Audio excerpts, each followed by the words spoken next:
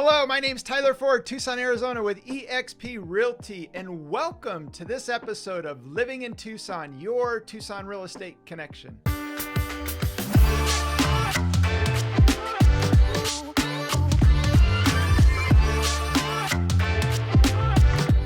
In this episode, we're going to talk about the Tucson Housing Inventory Shortage, and I'm going to talk about three things. Number one, what I believe are the issues behind the inventory shortage and the causes pre-COVID to now. I'm going to dive deep into the numbers and show you some charts and graphs so you can get a better understanding of our inventory shortage. And lastly, I'm going to dive into some solutions, especially if you're a buyer in this market. A little frustrated because it's super competitive and home prices have gone up, and going to go into some solutions as to what you can do and how you can be competitive. You might be asking yourself, why has there been such a huge reduction in inventory levels here in Tucson and even across the country for that matter? We've got a huge inventory shortage. But before we dive into the COVID related issues, I just want to talk about pre-COVID. So a lot of people don't know this, but pre-COVID, Arizona had one of the hottest economies in the country. And so prior to COVID hitting, we were already at lower inventory levels and a shortage and upward pressure with prices. So pre-COVID, there were less than 2,000 active single-family homes listed in all of Pima County. And a healthy supply and demand, in my opinion, is about 2,800 active single-family homes listed, upwards to probably about 3,500, which is a nice, healthy, equilibrium supply and demand market here in Tucson. And a lot of people too, prior to COVID, and even when COVID hit, people were flooding to Arizona just because of the economy, low cost of living, the weather. So people were coming here, and then COVID hit and it just accelerated a lot of the things that we were seeing prior to COVID hitting. And then COVID hit, people didn't want to sell their homes. They wanted to stay put. They were just nervous and they didn't want people in their homes. So there was just lack of new inventory on the market, which started to drive down inventory levels. And then the other big thing is, builders are trying to keep up with demand, and cost of materials, lumber, cement, all the cost of materials started to go through the roof just because COVID hit and you couldn't get materials and supplies. And there's a lot of things too that the builders are having a hard time even getting just because of the shortage of certain materials because of COVID, which has slowed down the builders from being able to complete homes quick enough and keep up with demand. And also it's putting upward pressure on new builds just because the cost of materials have gone through the roof. And new builds and pre-existing in terms of home values, which I'm going to be talking about, really start to increase. Home values start to increase just because the cost of materials are going up. And the other big thing that you don't hear a whole lot of people talking about, and that is investors. So prior to COVID, I think one of the big reasons as to why we were seeing inventory shortage is because investors have been flooding our market, buying single family homes, and then keeping them as long-term buy and hold rentals. So in a normal market, about 10% of the single family homes sold are sold to investors that keep those homes for a longer period of time. But as the baby boomers are beginning to retire, it's caused a lot of them to want security in their money and their investments, and they're pulling money out of the stock market and other types of vehicles because it scares the heck out of them because they don't want to deal with the volatility. And they're moving that money into real estate, which is a more stable type of investment that's more predictable in terms of cash flow. And so what's happening, and this is the big thing that people don't know about, usually, in a normal market, about 10% of the homes sold are sold to investors that keep those homes as rentals. But now that number is upwards to 20 to 30% of all single family homes sold are sold to investors. And what that happens from an inventory standpoint, so when an end user buys a home, the average person stays in a home for 5 years. Whether it's, they're buying a home because they need a bigger one because they have a family and kids and they need a bigger home, or kids have now gone to college and out of the home and somebody's downsizing and they need a smaller home. So on average, somebody stays in a home about 5 years. But the challenge with the investors, they buy a home and their hold time is far greater than 5 years. It's probably 10 to 20 years. So that inventory now doesn't circulate back into the market, which creates less inventory, and another big reason as to why our inventory levels are as low as they are. But I'm going to dive into the numbers here and talk about where we're at in terms of the inventory. Let's dive into the numbers. So pre-COVID, before COVID hit, there were 1,997 active single-family homes listed. And as of this recording, March 2021, for the numbers that just came out, there were 682 active single-family homes in the Tucson MLS, which is all of Pima County. And that number is down from pre-COVID. Homes listed for sale in the MLS is down 1,315 homes, which is a 66% reduction in home inventory levels here in Tucson.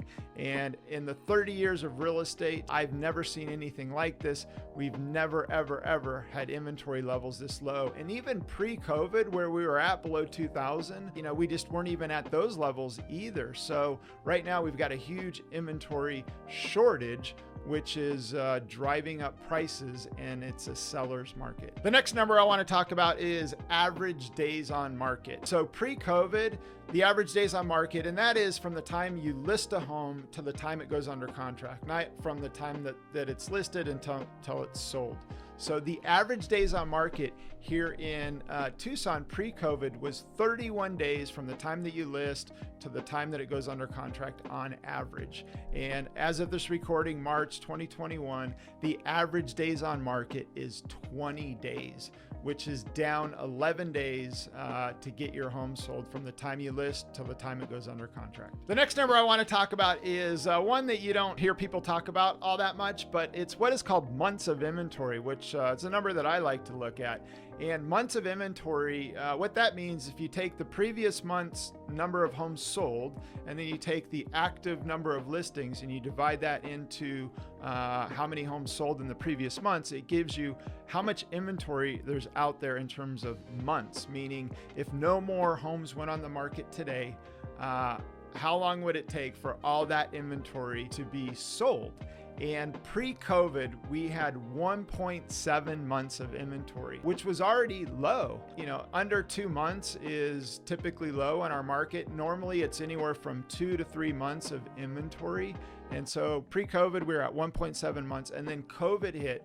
And right now, as of this recording, we are 0.5 months of inventory that we have available for sale, or call it 15 days. So if no more homes hit the market today, within 15 days, all the homes in the MLS would be sold. So think about that. I mean, that's just crazy. And again, it's a number that in terms of being so low in terms of months of inventory that I have not seen. So again, if no other listings were to hit the market, homes would be all sold within 15 days. Okay, so the number you've been waiting for, and that is, because of the inventory shortage, what has it done to home values? And over the last a little over 12 months, home values have gone up dramatically. And so pre-COVID, the average sales price was $319,691 pre-COVID.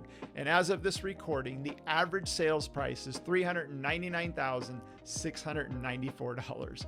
So year over year, pre-COVID to now, homes, the average sales price has gone up $95,905, which is a 24% appreciation rate year over year as a result of low inventory and lack of supply, but high demand driving up prices. So let's talk solutions if you are a buyer. And maybe you've been at it for a little bit of time, you're getting frustrated because you've been getting beaten out, or you're looking at properties and by the time you get there, they're under contract. I get it.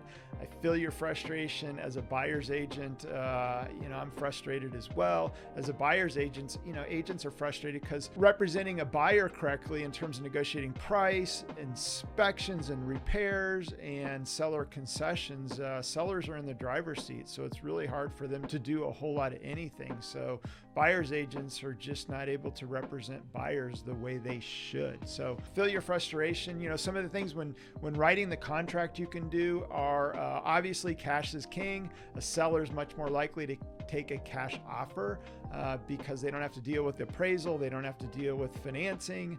But again, the nice thing about, you know, cash buyers, sellers are willing to give up maybe a little bit of repairs or even price if it's a cash buyer, and they're willing to, that they want speed and convenience in exchange for a cash deal, just because they know it's a done deal. So cash is king. But if you don't have cash, you know, some of the things you can do in writing in the contract is, number one, you can waive the appraisal contingency clause, and it just says if it doesn't appraise, and right now properties are having a harder time appraising because the market's gone up so quick, appraisers are just having a hard time keeping up with that. So you can waive the appraisal, and you maybe put some protection in up to a certain amount, and you've got to be able to show that money the difference that you can cover it should it not appraise. The other thing you can do in the contract is put in an escalation clause to be able to compete with other offers that says you'll pay above and beyond other offers up to a certain amount, so which will protect you up to an amount. The other thing you can do is you can put, I like this strategy, you can put a bigger earnest money deposit, and that goes towards your down payment or your closing costs, and you make it what is called hard, non-refundable, after the inspection period is done and after you know your financing is solid. I wouldn't do this if you don't know your financing is solid. So once you get through all the milestones in terms of the inspections and contingents and things like that, that money would go hard, and it protects the seller. Should the deal fall out of escrow, now they're protected because they pulled their house off the market and wasted that time being off market, and they could have had it sold to somebody else. So you could make that money hard that it would be non-refundable. So those are just a few things. There's a huge laundry list, and you know, we would love to help and guide you through that process. The other thing that I would do if it were me is save up more money, put more money down, put at least 20% down, because you don't want to be over leveraged if this market does turn.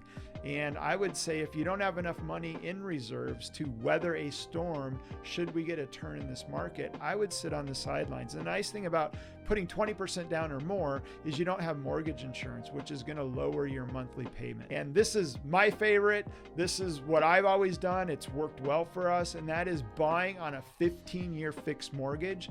You got to have enough money in terms of a down payment to be able to get your payment where you need it to be from a debt to income standpoint, and financially your budget where you feel comfortable. But the nice thing about a 15-year fixed mortgage is if we do get a pullback in the market, the principal amount that you pay every single month can keep up with a declining market, and you can actually build equity quicker and outpace a downturn in our market. So at the end of the day, you've got equity and you're building equity. And lastly, again, and this one just scares the heck out of me. I saw it in 2000. I was in the mortgage business in 2006, 7, and 8 when this thing melted down, and the people that bought on FHA, VA loans, low money down, they got hammered to where they were upside down, and they either became a statistic in terms of getting foreclosed on, or they had to do a short sale. So I would encourage you, if you're FHA, VA, low money down, I would sit on the sidelines and save up more money to be able to at least come in with 20% down, and could end up being a good thing, because at the end of the day, this market could correct. And it's, for me, it's just not a matter of if, it's a matter of when. So those are some things you can do. Take them for what they're worth, but just not wrong or right, just some suggestions. Well, that wraps it up. I hope you like this video as to better understanding our Tucson housing market and our inventory shortage and what that's doing to prices. If you did like this video, please like it, comment, subscribe. Love to stay connected. Love to get your thoughts. You can also head over to TucsonHomesandLots.com, and every month I put up the market report there, so you can stay connected about the Tucson real estate market. And also over there, I do a lot of stuff about Tucson real estate, and living in Tucson. So again, hopefully you like this video. If so, please like, comment, subscribe. Love to get your thoughts.